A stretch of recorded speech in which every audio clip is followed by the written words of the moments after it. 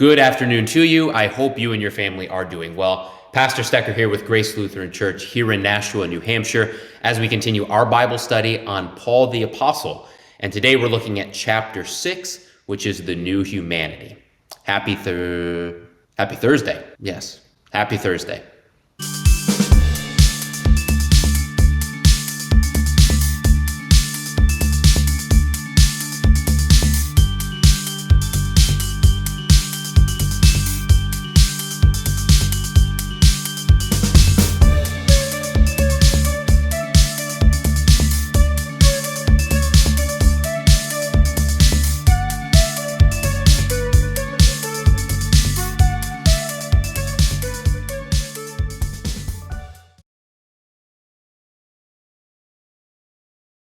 Today we turn a page. In our first 5 chapters, we looked at the formation of Saul of Tarsus into the apostle whom we love so much. Now in the chapters moving forward, we will be looking at Paul's missionary journeys. And to help set your expectations, I want to point out that there are 2 ways we could go about the remainder of the study. First, we could focus on his life events, following the story of Acts and highlighting the great events that took place. Now, the second is to follow those events, but focus primarily on the teachings and theology of Paul. We will be doing the second. This means that while we follow his missionary path and talk about things such as his stoning and his debate in the Areopagus, our focus will be less on the event itself and more what is going on in Paul's mind. In other words, the theology and scriptural understanding that drives all that he does. This will help us understand why and what he is writing when he writes his individual letters to the first century churches, his epistles. This will also help shed light on some of the words that he uses in his writing, helping us reflect on our own theology and our biblical understanding. Now, I have found, and in today's study in particular, that often in my past I've misconstrued the focus of Paul's writings. I'm sure that this is something that we all do. Now, this doesn't necessarily mean that we're wrong in our understanding, but it may mean that we are majoring in the minors and minoring in the majors of what Paul is really focusing on. For example, when we previously discussed Paul's conversion, in my past, I've often focused on Paul converting from a strict and angry person to a more loving person. Now, while that may be true, as we have talked about, that wasn't the main focus of what was going on. Rather, the event was really about a right understanding of who God's Messiah was. Now, I'm sure that in encountering that Messiah, he did grow in love and wisdom. However, that wasn't the point of the conversion. It was understanding who Jesus was. This study helped orient us towards what was really going on. In the same way, today's study will challenge us, not in a way that tells us that we have been previously wrong, but in a way that shows us what Paul's real focus was. What it was that drove him. This study will help us see things through Paul's eyes and through the eyes of those early first century pagans, Jews, and Christians.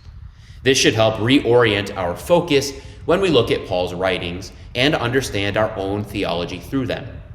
In particular, in today's study, we will be looking at the context around Paul's letter to the Galatians and his understanding of how Jesus opens the door to the Gentiles in the region and in the world. One of the great questions for historians who look at Paul's life is, why does he travel where he travels? Now, while that question is too big for our purpose today, the underlying important question is this: why did Paul go in the first place? And what did he think that he was doing on his missionary journeys? In other words, Paul, setting out to foreign places and always starting in the synagogues of these towns, was motivated towards some end. What was it? Now, the simple and correct answer is that he set out to tell others about Jesus, who was Israel's Messiah and the one who had fulfilled the scriptures. But what would telling people about this accomplish? N.T. Wright points out that for a long time, his assumption was that the only real point was to get people to believe in Jesus so that they would be saved and go to heaven after they died. Now, here is the first place where we may be challenged. Wright is quick to point out that this is a true statement. Paul, Barnabas, the Christian church of the first century, and the Christian church of today all believe that through Jesus, one will be brought to paradise to live in the presence of God forever after they died. However, he points out that this truth wasn't the primary focus or the thing that drove Paul and Barnabas on their missionary journeys. It wasn't primarily about something that happened after one dies, but something that was taking place here and now, in this life, in your life. N.T. Wright puts it this way: the early Christians did not focus much attention on the question of what happened to people immediately after they died. If that question came up, their answer might be that they would be with the Messiah, or as in Jesus' remarks to the dying brigand, that they might be with him in paradise. But they seldom spoke about it at all. They were much more concerned with the kingdom of God, which was something that was happening and would ultimately happen completely on earth as in heaven. What mattered was the ultimate restoration of the whole creation, with God's people being raised from the dead to take their place in the running of this new world. Whatever happened to people immediately after death was by comparison unimportant, a mere interim. And however much it might seem incredible, the early Jesus followers really did believe that God's kingdom was not simply a future reality, though obviously it had a strong, still future dimension. God's kingdom had already been launched through the events of Jesus' life. Unless we get this firmly in our heads, we will never understand the inner dynamic of Paul's mission. Again, Wright points out that even in the Jewish community, before the coming of Jesus, devout Jews all believed that God would take care of them after they died. But that wasn't the primary focus of their religion and action. Now, I am sure you can understand some of the important practical outcomes of understanding this focus. In Paul's mind, understanding Jesus as Messiah wasn't exclusively or primarily something that gave someone comfort about what happened after they died. If someone was really afraid of that, Paul would have quickly reminded them that the Messiah who died for them and who forgave them of their sins certainly wouldn't abandon them. He would certainly bring them to himself. Death had indeed been conquered. However, Christianity isn't just about what happens after you die. And it certainly isn't meant to get us to look past our earthly life and simply await an escape from this world. There are other first-century philosophers that thought this way, but they weren't Christian, nor were they even Jewish. Rather, Paul would have adamantly said that we are assured that death isn't the end and that our Lord will take care of us. But in the meantime, Jesus has started something which impacts our life today and now in unprecedented and unrivaled ways. So let's take a look at what that looked like and what it was that primarily drove Paul's missionary journeys. Paul was announcing a whole new state of affairs, a new community that lived here on earth, a new community owing its allegiance to a new master, a community living in a lasting covenant relationship with the one true God, a community that welcomed people from all nations because all past sins had been washed away. This message would have had two primary effects: a new kingdom and community and an inner transformation. And once again, it's important that we focus on both. First, Paul's missionary journeys were aimed at establishing a new kind of kingdom, on earth as it was in heaven. A kingdom where Jesus was king, the kind of kingdom which Israel's God had always intended. Now, this might sound like a given to you. However, this project was something radically new, and its formation drastically affected the life and culture of those living in those days. Perhaps this is an important lesson for us. When the church was established, it affected everything in a striking way. To understand the power of this new kingdom, we need to understand how the Jews understood the other nations around them in the world. These nations worshipped idols. It was a fundamental understanding that those who worshipped those idols became enslaved to them, trapped in a downward spiral of dehumanization. Wright points out that this is what Paul means when he says the power of Satan. It refers to the dark powers that appear to grip, distort, and ultimately to destroy human societies and individuals. And Paul believed that the crucifixion and resurrection of Jesus had overcome these powers. Here is where we can start to really understand Paul's mission to the Gentiles. His mission was to proclaim that the dark powers who had enslaved these Gentiles, because they had worshipped them, were now overthrown, and that now the door was open to them so that they could be set free from the enslavement and be welcomed into the community which worships the one true, living, and victorious God. This being set free helps us understand what forgiveness means. The ancient pagan nations didn't ever think of forgiveness. In their minds, the ancient pagan gods may decide to punish or not to punish, to help or not to help if they wanted. This didn't have anything to do with the sins or lack thereof of the people. In their mind, the gods were very distant from them.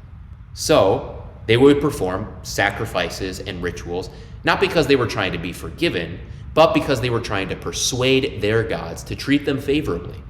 And if they did, in the mind of the pagan, it had nothing to do with forgiveness. As Wright puts it, one does not say, when the thunderbolt misses you and strikes the person next to you, that this means that you've been forgiven. This means that the proclamation that Paul was making was inviting the Gentiles to an entirely different way of life and thought. Wright puts it this way: they were being summoned to understand themselves for the first time as humans who are personally responsible to a wise creator. It is as though an orphan, brought up by faceless bureaucrats in a threatening institution, were to meet for the first time the parents she never knew she had. Here we understand what Paul means by the new humanity. This new humanity, this new kingdom, was a completely different model of the human race. Jesus had defeated the powers of the world. This meant a new restoration for God's creation. And those who were hearing and accepting this proclamation were caught up in the good news that they had been forgiven. They had been set free. They were now welcomed into the new kingdom where Jesus was Lord and the powers of darkness had been overthrown. Now, this brings us to our second effect, which Paul's message would have accomplished. The first was the new community or kingdom. It was a collective focus, not an individual one. But the second is the inner transformation that would have taken place when someone hears the gospel or the good news about this radical change in the world. Just as the proclamation would have changed the communities, it would also change what was going on in the hearts and minds and lives of the individuals who had heard and believed. Just imagine for a minute, if you were a Gentile, say in Galatia in AD 47-48, when Paul came proclaiming this good news.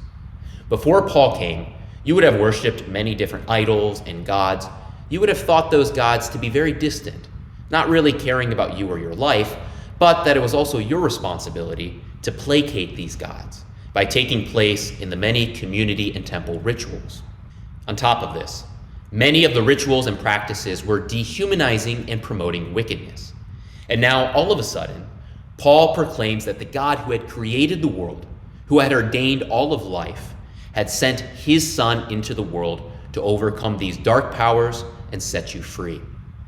That you would be forgiven of your past deeds and welcomed into a community which worshiped this Messiah and this Messiah alone. No longer would there be temple rituals and wicked practices to placate these idols. Rather, you would be welcomed in to worship this living and victorious God. This would have changed everything in your life.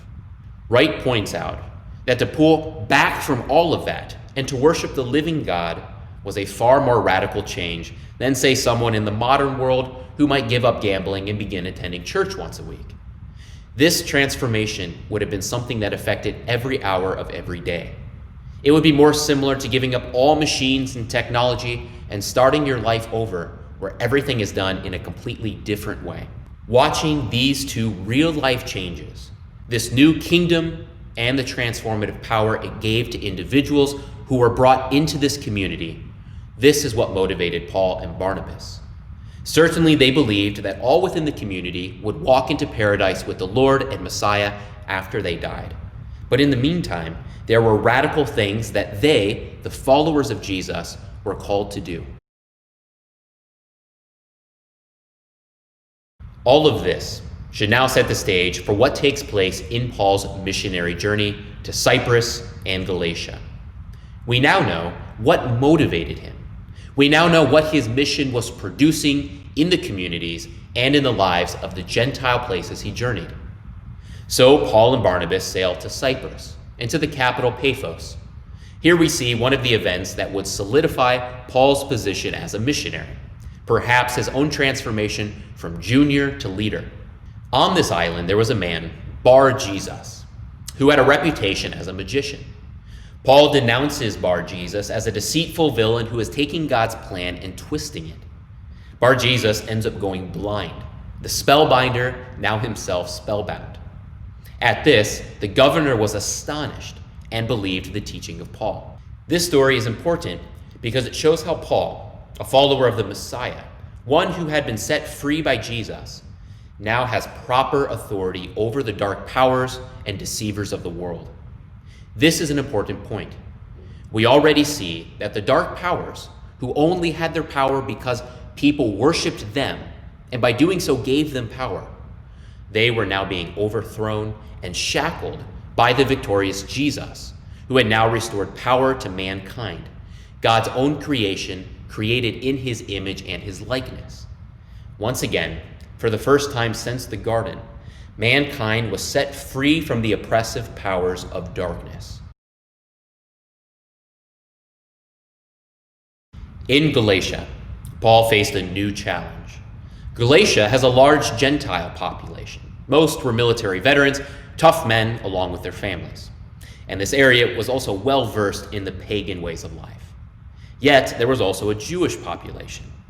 And so Paul had the unique challenge of proclaiming to both that the Gentiles had once and for all been forgiven and set free, and they were now welcomed into the covenant relationship. To use Jesus' own words, they had been grafted in. Wright paints a striking picture of what Paul's message, which he would have been eager to give after years of preparation, would look like. He was going to tell the story of ancient Israel in a way that everybody would recognize, but with a conclusion nobody had seen coming. He would focus God's original choice of King David and on the promise that God would eventually send a new David. So he moves rapidly from Abraham to the Exodus, to the settlement of the land, and then to Samuel, Saul, and David himself. He then jumps to the story of Jesus, carefully highlighting the fulfillment of the Davidic promises as witnessed by Jesus' resurrection, for which purposes he quotes key texts from the Psalms and the prophets. All of this pointed to the forgiveness of sins, which had arrived in space and time and brought about a new reality and opened up a new world. Again, it is important to note that Paul is not proclaiming a new religion. He isn't stating that there's a new way which one must follow in order to reach heaven after they die. He is announcing the fulfillment of the long-range divine plan that God had always had, one that was being realized in the here and now, one that would utterly change the world and the lives of those who were swept up in that gospel news. Now, long story short, the Jewish reaction was not great. Both Paul and Barnabas are attacked. Paul is stoned and left for dead, but they don't lose heart, and they don't lose zeal. Both continue on in the region of Galatia, teaching and proclaiming the good news about the Messiah who had overcome darkness, overcome sin, overcome death, and had established a new community on earth as it is in heaven. Now, there are other great stories that take place in this region during this time, and they can be found in the book of Acts. But to close this study, I want to summarize with two important takeaways. First, sometimes it's difficult for us to grasp the kind of change that took place through this gospel message. We live in the heart of the Western world, amidst a culture and even a political system that has been shaped and molded by years of Christian influence.